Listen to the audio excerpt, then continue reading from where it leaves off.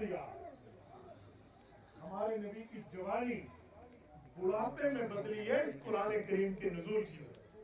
आप मुझे बताएं पैगंबर की कितनी कुर्बानी हुई, नबी की कितनी मेहनत, नबी ने कितनी कलामुल्लाह के लिए तकलीफ, दिक्कत, शिद्दत और हिद्दत बर्दाश्त की, और मेरे पाक पैगंबर ने वो कलाम आप तक मुझ तक पहुंचाया। और मेरे नबी पाक ने कभी ये नहीं फरमाया कि कुरान उतरा है, मेरी जवानी बुढ़ापे में बदल रही है, मुझे तकलीफ हो रही है, लिहाजा अल्लाह कुरान की बस कर दे, मुझे और जरूरत नहीं है, यूं कभी नहीं फरमाया।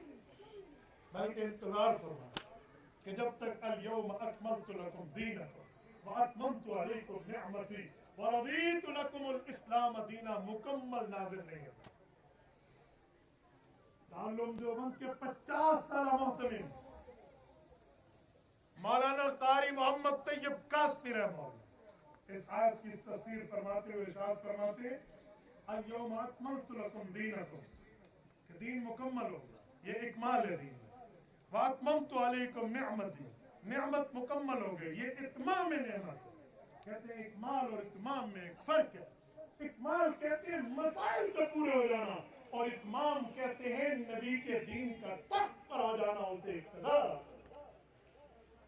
ये इकमाल भी है, इत्माम।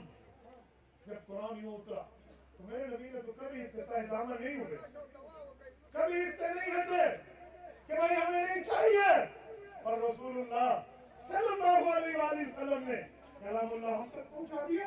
अब तो जो मैं एक नुक्ता देने लगा, जब हम तक हुजूर पाक ने पूरी हमतन गोश और पूरी कोशिश के साथ कलामुल्लाह पहुंचाया, तो सुनिए यहाँ से बढ़ के एक जुमला मिलता है कि हुजूर की ख्वाहिश होती थी अल्लाह में कुरान जितना जल्दी हो सके याद करो।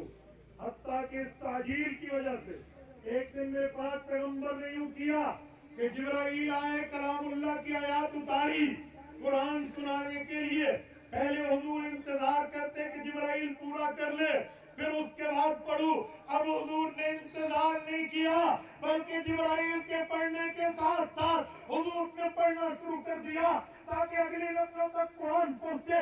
उसने अपनी मेहनत पूरे कार लाए, वक्त बचाए और कुरान पहुंचाए। तो रसूलुल्लाह ने जब ये काम किया, रब्बे करीम ने 29वां पारा है, सूरत क़यामा है, सूरत का पहला रकू है, यूं आयत नाज़िल फरमाई, फरमाया ला तुहर्रिक बिही लिसानक लिताजल बिही इन्ना अलैना जमअहू व कुरआना। मालूम मत कीजिए कि जिब्राइल भी पढ़े, आप भी पढ़िए, बल्कि जब तक जिब्राइल पढ़ रहा है आप खामोशी से उसको सुनिए।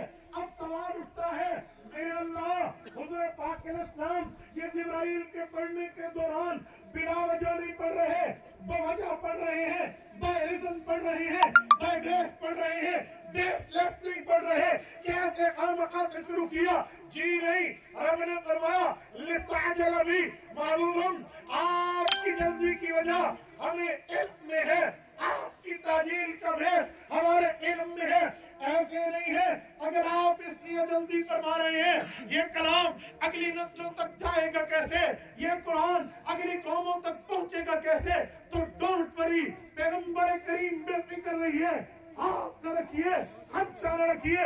इन्ना अलैना जमअहू व कुरआना, ये कुरान जमा कैसे होगा, कुरान इकट्ठा होके अगली नस्लों तक कैसे जाएगा, ये अल्लाह की जिम्मेदारी है। और वही जिम्मेदारी जिसको रब ने मक्का मुकर्रमा में जिम्मेदारी उठाई, आज ये मासूम बच्चे जो आपके सामने कुरान पढ़ के बैठे हैं, उस अल्लाह की जिम्मेदारी का मुज़हिर है कि इन्होंने कलामुल्लाह पढ़ा है, अल्लाह की जिम्मेदारी पूरी हुई। और मेरे साथियों, इनने जो पढ़ा है, असल तो मुबारकबाद के मुस्तहिक ये लोग हैं, फिर इनके असातिज़ा हैं जिन्होंने इनको पढ़ाया और जिन्होंने मकातब मदारिस कायम किए। जितने हमारे उलमाए करम भाई बैठे हैं, हम कारोबार कर सकते हैं, हम पढ़े लिखे लोग हैं, कोई अनपढ़ नहीं है, हम बेहतरीन किस्म के बिजनेसमैन बन सकते हैं। हम जिस कारोबार में हाथ डालें, यूं कारोबार को चांदी लग जाए। हमारे पास अकल भी है, दिमाग भी है, सोच भी है, फाम भी है, फिरासत भी है, खरज भी है, जज्बा भी है। लेकिन हमने मदरसा क्यों बनाया, हमने मसाजिद क्यों कायम की, हमने मकातब किस बुनियाद पर कायम किए? कोई हम लूले लंगड़े हैं, कोई हम अंधे गूंगे बहरे हैं, कोई हम डिसेबल पर्सन है, हम नहीं कर सकते कारोबार? हम कर सकते। क्यों? उलमा के दिल में एक वजह है, एक दर्द है। वो दर्द ये है कि मेरे पास पैगंबर ने मेहनत की, अपनी जवानी को बुढ़ापे में बदला और कुरान हम तक पहुंचाया।